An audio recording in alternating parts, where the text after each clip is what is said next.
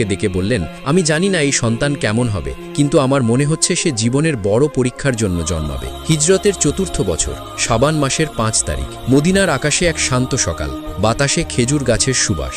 হজরত ফাতেমা রাদিয়াল্লাহু তাআলা আনহা তখন দ্বিতীয়বারের মতো মা হতে চলেছেন। ইমাম হাসান রাদিয়াল্লাহু তাআলা আনহুয়ের জন্মের ১ বছরের মাথায় হুসাইন রাদিয়াল্লাহু তাআলা আনহুর আগমন ঘটে। বাড়ির ভেতরে নীরবতা, শুধু বাহিরে থেকে মসজিদের আজানের সুর ভেসে আসছে। ফাতেমা রাদিয়াল্লাহু তাআলা আনহার চারপাশে কয়েকজন মহিলা সাহাবী উপস্থিত ছিলেন।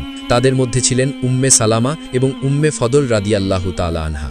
মা ফাতেমা রাদিয়াল্লাহু তাআলা আনহুর ঘরের বাহিরে অপেক্ষা করছিলেন নবীজি সাল্লাল্লাহু আলাইহি ওয়াসাল্লাম এবং হযরত আলী রাদিয়াল্লাহু তাআলা আনহু। পূর্বের ন্যায় মা ফাতেমা রাদিয়াল্লাহু তাআলা আনহা কোনো প্রকার প্রসব বেদনা এবং কোনো প্রকার যন্ত্রণা ছাড়াই দ্বিতীয় সন্তান প্রসব করলেন। শিশুটির জন্মের পর উম্মে ফদল নবীজিকে বললেন, আপনার আরও একজন নাতি হয়েছে।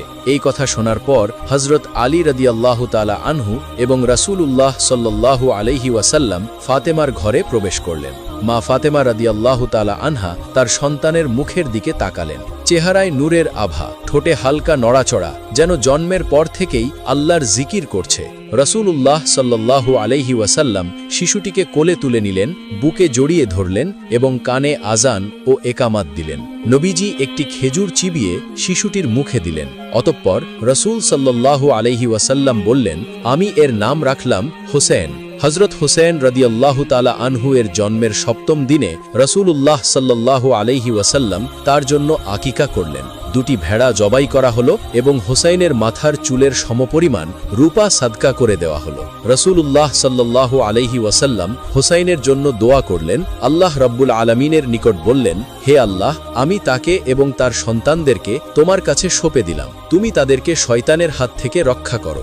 মা ফাতেমা রাদিয়াল্লাহু তাআলা আনহা দুইজনকেই একসঙ্গে দুধ পান করাতেন। সংসারের কাজকর্ম করা এবং 2 জন শিশুকে একসাথে সামলানো মা ফাতেমার জন্য কষ্টসাধ্য হয়ে উঠেছিল। মা ফাতেমার এই কষ্ট দেখে নবীজি সবসময় হাসান এবং হোসাইনকে নিজের কাছে রাখার চেষ্টা করতেন। দিনের বেশিরভাগ সময় হাসান এবং হোসাইন নবীজির কাছেই থাকতেন। একদিন মা ফাতেমার ঘরে নবীজি হাসান এবং হোসাইন দুজনকেই কোলে নিয়ে বসেছিলেন।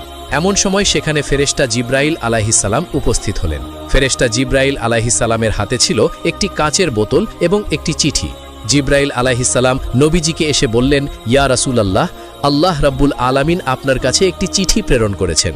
নবীজি জিজ্ঞাসা করলেন, কিসের চিঠি? ফেরেশতা জিব্রাইল আলাইহিসসালাম বললেন, ইয়া রাসূলুল্লাহ, এই চিঠির মধ্যে লেখা আছে আপনার এই 2 নাতিকে আল্লাহ রাব্বুল আলামিন ইসলামের জন্য কবুল করেছেন।